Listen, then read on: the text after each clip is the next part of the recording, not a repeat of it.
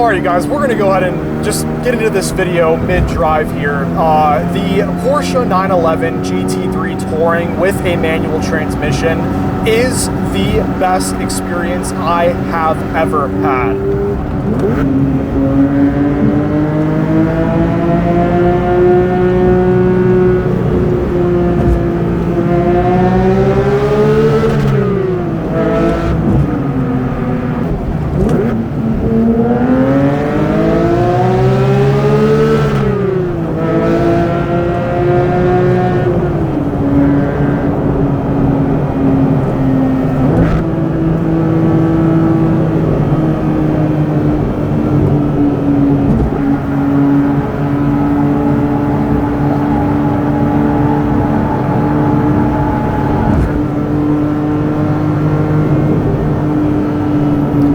Guys, this thing is just, it feels like there's super glue to the road.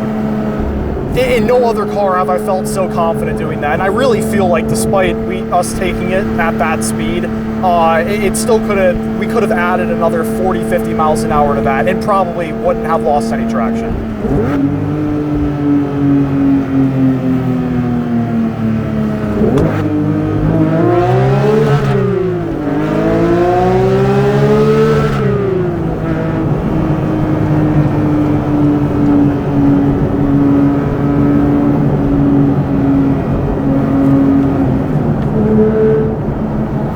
So with this engine, this 4-liter flat 6, making only, I use that very carefully, 503 horsepower. The reason why I say only is because, well, there's all the American muscle cars, right? A Shelby GT350, 760 horsepower for way less than, actually a third of the price as the GT3 if you get a used one. You have the C7 Corvette Z06, 70 grand, 650 horsepower, more than this. And the C7 Z06 is actually faster than this car. You could get a 911 Turbo S instead of this, 2015 or 16 for significantly cheaper. But no car will give you the driver's sensation that this does. What other options do you have that can hit 9,000 RPM? Guys, so 503 horsepower, initially getting in this thing, I thought it's gonna feel a little slow. Like, I've been in these higher horsepower cars, it's not gonna feel that great. I know it's gonna be an exciting car to drive, but there's just no way it feels fast. Well, this car weighs 3,240 pounds, and I forgot to consider, it's a Porsche, right? That Mustang's flooring it. 5-liter V8 sounds good, but something about the racing note that this engine produces is just unmatched.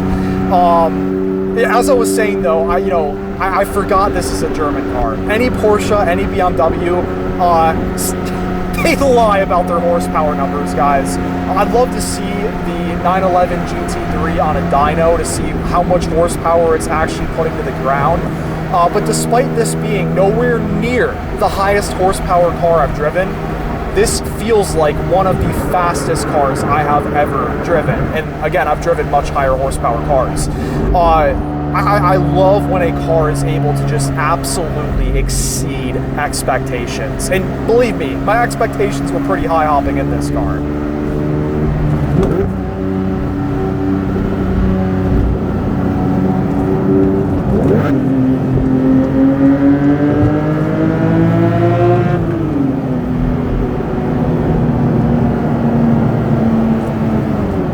Additionally, as you're just sat right here in the driver's seat, I love the size of the steering wheel. It's very fitting for the size of the car. This is a compact car. Obviously, it's only 2 seats.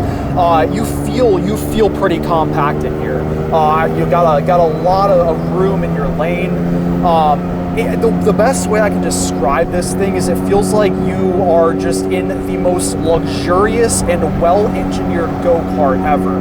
I kind of dislike using the term go-kart for a 911 GT3 because it doesn't feel fitting.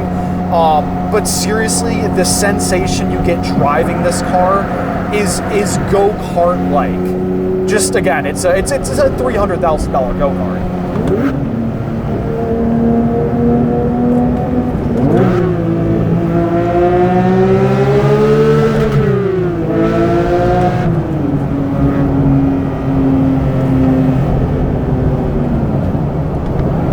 guys, this thing just wants to live in the higher RPMs. That is the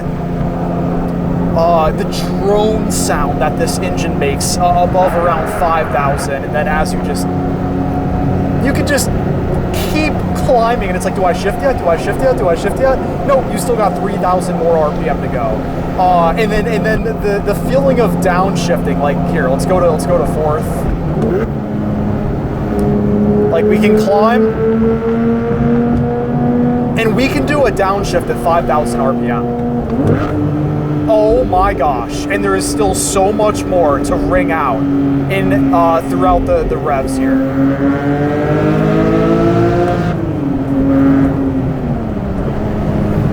It's perfect.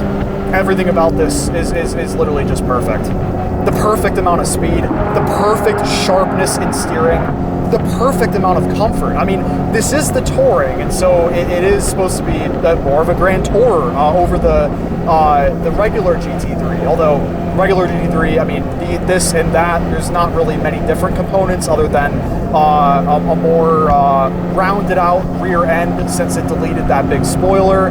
A bit more comfortable seats here. It's just a less flashy GT3. And guys, this is a dailyable car. Not going to be as comfortable as like a Mercedes or anything, but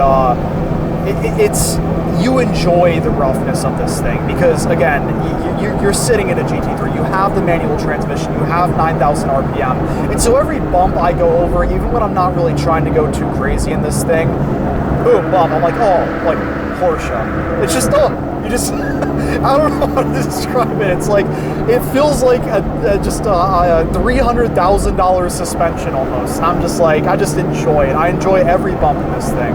And it's, again, there's much harsher cars than this. So yes, this car absolutely is daily.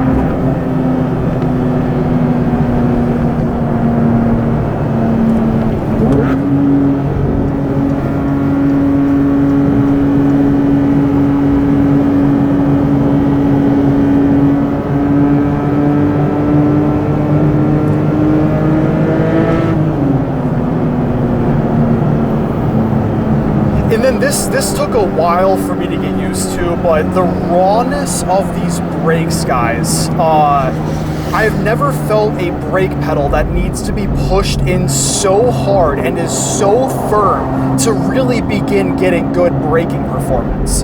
I don't know the exact term for it, but it's like unassisted brakes, and it results in a lot of feedback as you're braking hard in this thing. And if you really apply a lot of pressure to that brake pedal, you realize that it stops as fast as you could possibly want it to.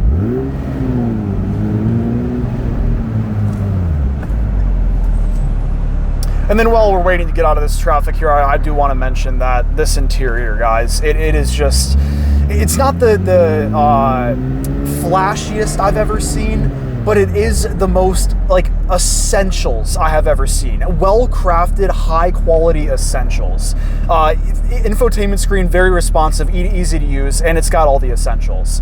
And if you don't want to use the infotainment screen, you can use your drive mode selector right here, switch between normal, sport, and track, and you can individually configure each drive mode. Let's jump over to sport here, press in on the drive mode button, and then we can use these buttons up here, go into sport, and now you get the same settings that are in the infotainment screen on your gauge cluster here.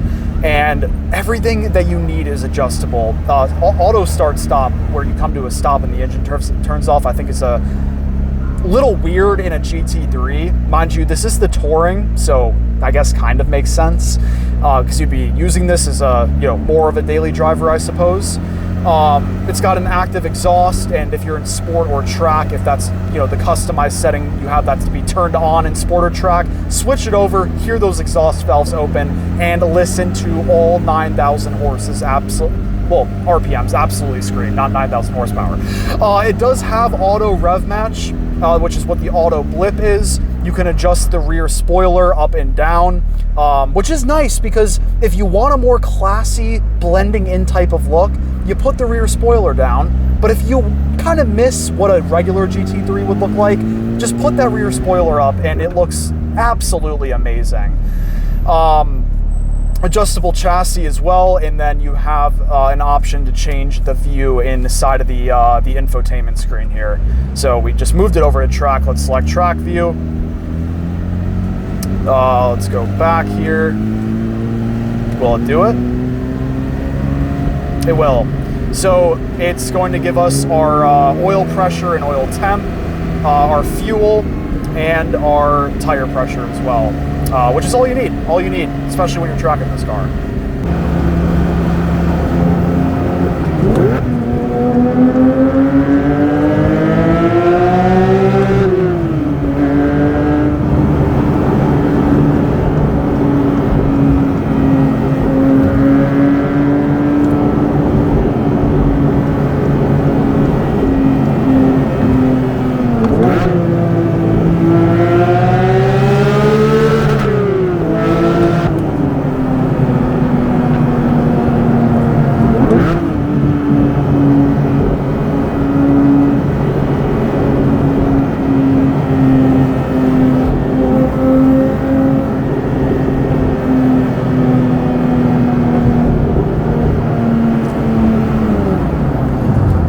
What an experience, guys. Oh my gosh.